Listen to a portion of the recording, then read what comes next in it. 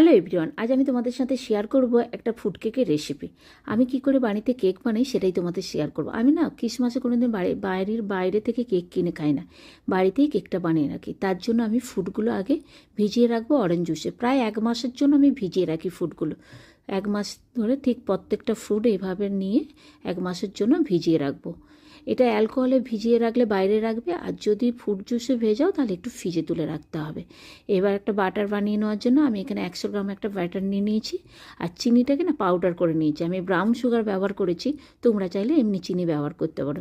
চিনি আর বাটারটাকে ভালো করে ফেটিয়ে নিতে হবে, যতক্ষণ না চিনির দানাগুলো ভালো করে মিশে যাচ্ছে। একটু হাত দিয়ে দেখে নেবে। এবার 4টে ডিম ব্যবহার করব।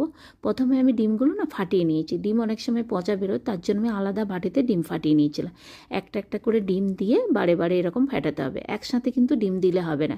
ঠিক এইভাবে একটা করে দিয়ে আবার কিছুক্ষণ ফেটানোর পর আবার একটা দিয়ে ফেটাতে হবে। এবার দিয়ে দিলাম 1 চামচ মতন তোমার ভ্যানিলা এসেন্স ব্যবহার করেছি। আর এটা যেটা দিলাম সেটা হচ্ছে ক্যারামেল। আমি চিনির ক্যারামেল তৈরি করে রেখেছিলাম, চিনি আর গুড়কে ক্যারামেল করে রেখেছিলাম, ঠান্ডা করে ওটা দিয়েছিলাম 1 চামচ মতন। এই ক্যারামেল দেওয়ার জন্য না কেকের টেস্ট একটা আলাদা হয়।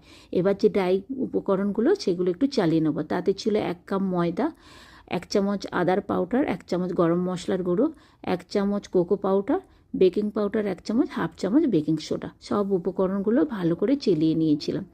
ভালো করে চালিয়ে নিতে হবে। আর একটু জায়ফল না বেটারের সাহায্যে কুড়ে দেবো, আর একটু লেবুর উপরে সবুজ অংশটা।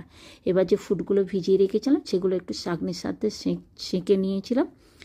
ছাঁকনিতে ফুডের জুসটা বের করে দিয়ে পুরো ফুডটা নিয়েছিলাম, দিয়ে শুকনো উপকরণে ঠিক এইভাবে মিশিয়ে নিতে হবে।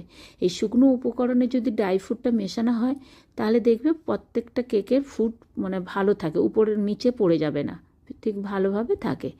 এবার এই শুকনো উপকরণে মেশানোর পর এবার ব্যাটারের মধ্যে মিশিয়ে নিতে হবে একটা প্লেচুলার দিয়ে। আর আমি একটু সাদা তেল ব্যবহার করেছি। বাটারের কেক না একটু ড্রাই হয়, তার জন্য একটু সাদা তেল দিলে না ভালো সফট হয়। এবার একটা কেক মোল্ডের মধ্যে আমি বাটার পেপার দিয়ে তাতে একটু বাটার ব্রাশ করে এবার যে ব্যাটারটা রেডি করেছিলাম সেটা দিয়ে দিলাম। দেওয়ার পর ভালো করে ড্যাব ড্যাব করে নিতে হবে। ড্যাব ড্যাব করার পর এবার প্যাচুলার সাহায্যে ভালো করে এইভাবে মিশিয়ে নিতে হবে।